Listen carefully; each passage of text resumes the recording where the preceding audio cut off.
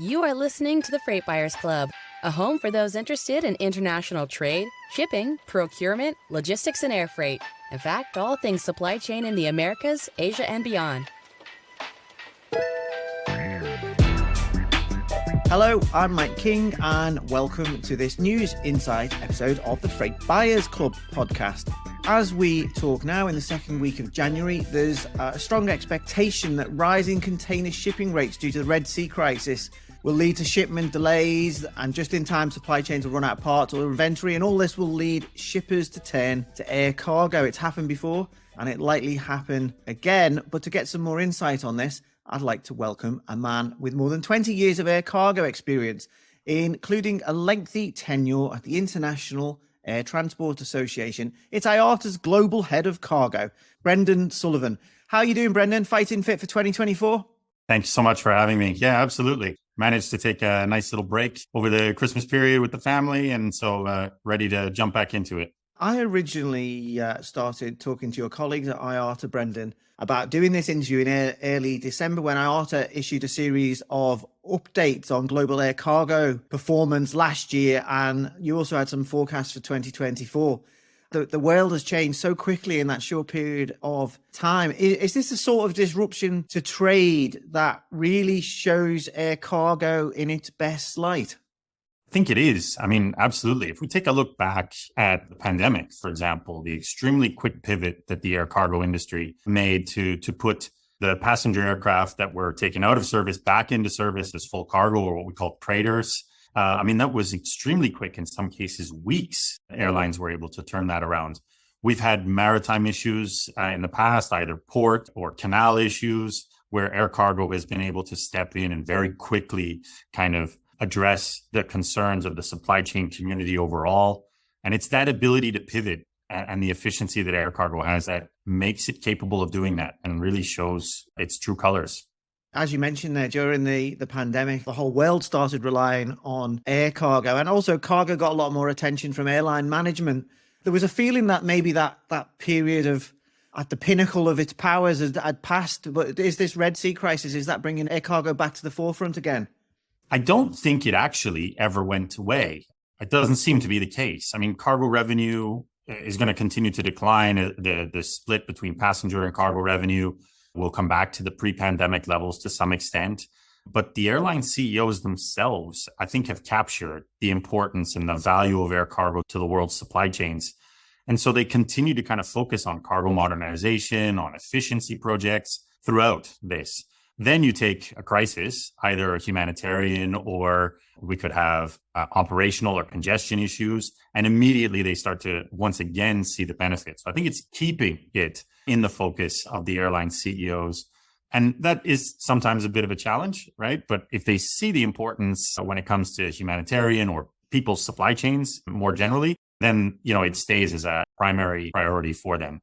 We've got two wars going on at the moment, Middle East and in the Black Sea. How is that affecting operations for airlines? Can you just give a general overview, maybe for someone who's not that familiar with either cargo operations or maybe the operations generally for passenger flights as well? I mean, there's a lot of different issues that the airlines have to deal with when it comes to these wars. If you look at, for example, the war in Ukraine, we actually saw as much as 20% of European airspace closed. The war in the Middle East, because that's where a lot of things get rerouted. They go over the Middle East, they move around. That's also affected oil prices, right? So oil prices go up. The output decisions from those countries influence future prices for oil. Oil is a massive cost factor for airlines. And not only those kind of immediate operational issues, rerouting of aircraft, dealing with the operational costs, but also what happens to the future, right? So consumers, customers, companies who have their supply chains, they start to relook at those regions, right? And the regions in and around those areas, either right after a series of attacks, as we saw in October and into November.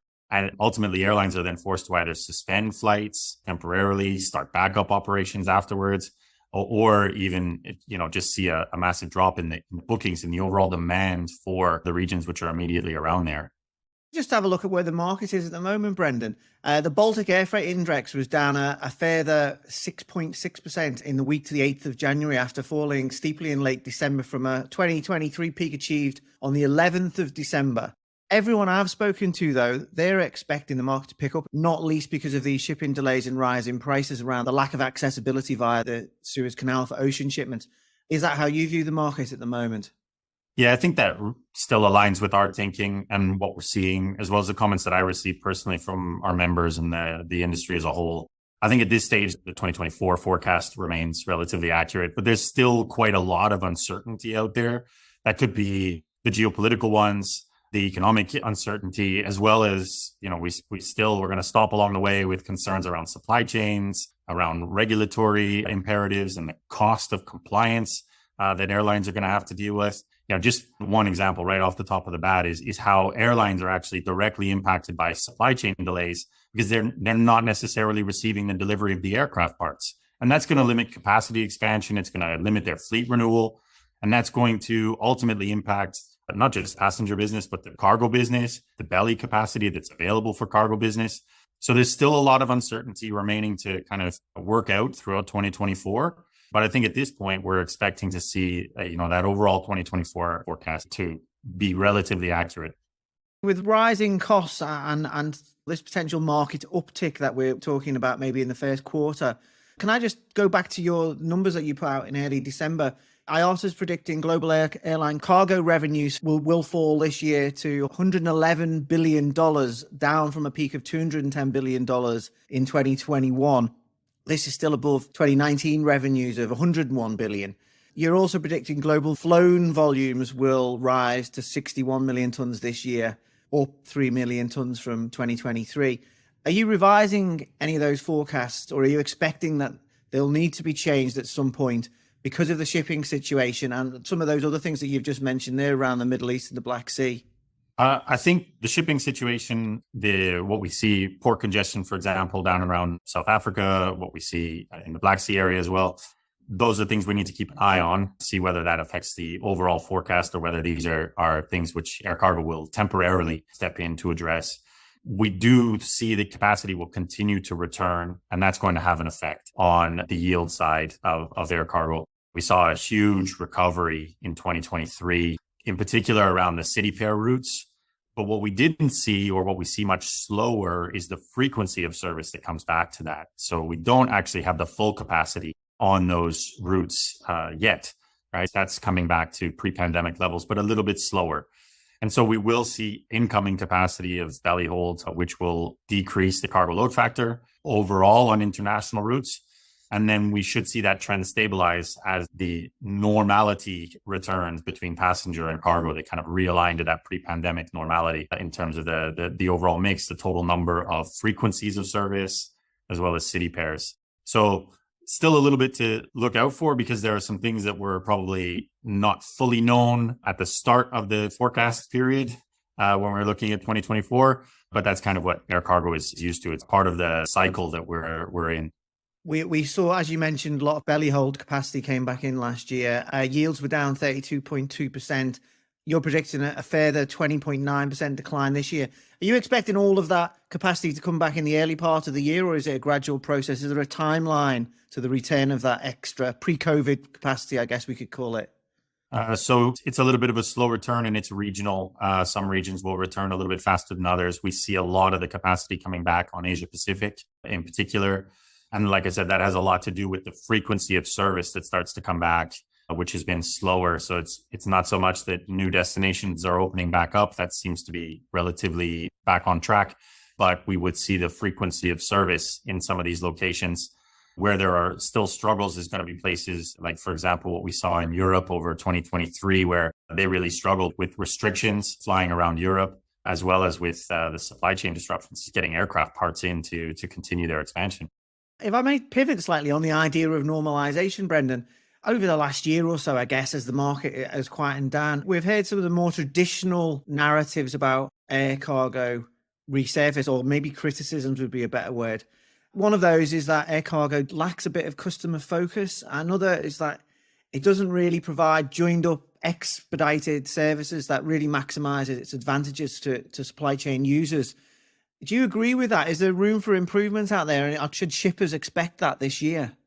It's really hard to paint air cargo with a single brush to say that there is a overall lack of customer focus. There may be in some cases, and I think there is absolutely room for improvement.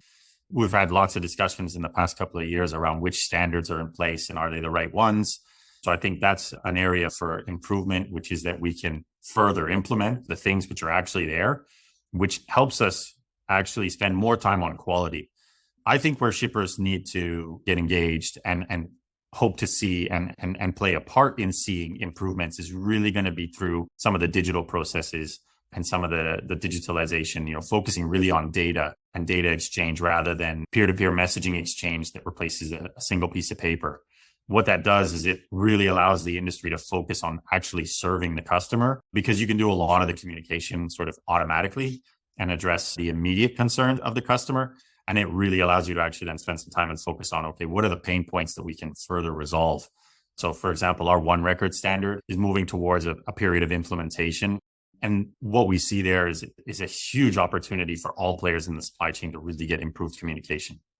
Is this going to have tangible impacts? They say, as you say, it's hard to generalize, but these things come up again and again, whether it's localized or people talking more about a wider area or region. It's sort of an air cargo expedited shipment that should only take 48 hours, say taking a week. And the breakdowns tend to be in the same places. Is IATA doing anything to address this or to bring all that data exchange together to smooth that process? Yeah, absolutely. A good example of some of the things that we're doing is we work with the Brazilian customs authorities over a number of years to help improve the kind of digital practices that they had there.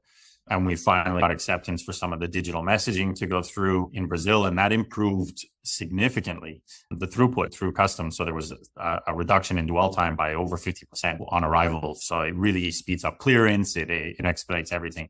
We see the same benefit or even more benefit as we move towards one record and sharing this information with customs authorities or with other parties in the supply chain in advance, right? So doing preloading advanced cargo information, doing pre-arrival, and then really expediting those processes because they can do much more of the job that they want to do, and they can access their information much more effectively. So we'll see tangible improvements on the areas of main concern, like those real critical control points, dwell time on the ground, waiting for customs clearance or waiting for regulatory authorities. If we can get the supply chain to actually start sharing that data effectively across it. Another big challenge for air freight, Brendan, is sustainability. Some shippers are getting very serious about cutting emissions. IATA estimates that sustainable aviation fuel, which we all know is SAF, production will only rise to will only represent 0.53% of airlines' total fuel consumption this year. Obviously, it's a complicated subject with a lot of challenges. But in your ideal world, what needs to happen to increase SAF production and usage? What's your nirvana for sustainability, Brendan? Yeah, I mean, we could probably spend, a full hour or two doing SAF and bringing in lots of different experts on just that topic together. But, we recently had the third conference on aviation alternative fuels late last year. We then had COP28 in December. Governments agree that there needs to be this broad transition from fossil fuels to avoid the worst effects of climate change. But the airlines don't need any convincing. In fact, they've been purchasing every last drop of sustainable aviation fuel that's being produced. And so nirvana is really that we have that production. And what I think we need to look for is that 2024 is the year where governments actually follow up on that declaration. They actually say, okay, we spoke in December of 2023. We committed and we agreed that this was a key role in improving climate issues. And so then they deliver those policy measures that actually incentivize scaling up of SAF production and joining forces then with the industry that's actually going to, start to use and all of these different players can really get together and use the sustainable aviation fuel, which allows them to kind of improve their immediate efficiency. And then they can start to look at how they can even further do that beyond 2030 and into the 2050 timeframe. Don't suppose you can point me towards any solid government action that's going to happen this year, can you? I don't have full visibility on that, but I think we could probably look to a few who have committed in December, and we'll start to see, I hope, a number of governments actually start to put some firm policy out there. And is it the policy action? Some of the refiners I've spoken to have said they can't always get long-term commitments from carriers. I think we're starting to see that has shifted. The airlines really don't need any additional convincing. Governments agree that we should see at least a 5% carbon savings by 2030 from SAF. So it's commitment of all parties at that point, right? But we do need to incentivize production because airlines purchased all of the sustainable aviation fuel that was made in the previous years, 2022, 2023, and wanted more, right? So if it is incentivized by the governments, if there is good policy measures in place, the airlines are able and ready to actually commit to purchasing it. If we get to 0.53% of airlines' total fuel consumption this year, when would we then get to 1%, do you reckon? What's possible? That's probably a question I'm going to have to defer over to my SAF experts who can walk us through that. We have some interesting roadmaps that we put out there for how to get to net zero overall and some interesting milestones, but we're starting to get into sort of a level of technicality that I'm not close enough to the subject to answer. Fair enough, Brendan. Just finally, the IATA Air Cargo Symposium is in Hong Kong this March. What can people expect? Anything new lined up? Anything exciting, new innovations? Maybe some numbers on SAF? Yeah, absolutely. So SAF's going to feature in the discussion. We'll talk definitely about air cargo sustainability as a whole. Other areas actually include that we have our Face Up competition. So FACE is our Future Air Cargo Executive Program. And this is for recent graduates to give us their ideas for how they want the air cargo industry to shape up. And then an independent panel of judges kind of puts the finalists together. We'll actually hear from those finalists, which is always really exciting and invigorating. So we got some young recent graduates or even current students talking about what they expect to see, what they want to see of our industry. We'll continue to talk about our three priorities. So safety and security, air cargo sustainability, and digitalization, but it's moving much more towards action and how the implementation is actually going, where the roadblocks are. And the last thing is that we start to see how some really interesting use cases for digitalization, like generative AI and automation, play a role in rounding out the total business case for that. We'll have a great group of speakers and panelists, and we've been really looking forward to get to Hong Kong. It's something we were actually going to do before the pandemic, and have had to kind of shift around and move. So we're really looking forward to going there. Brendan Sullivan, IATA Global Head of Cargo, thanks for joining me on this Freight Buyers Club News Insight special today. Thank you. Thank you so much for having me. Great to speak.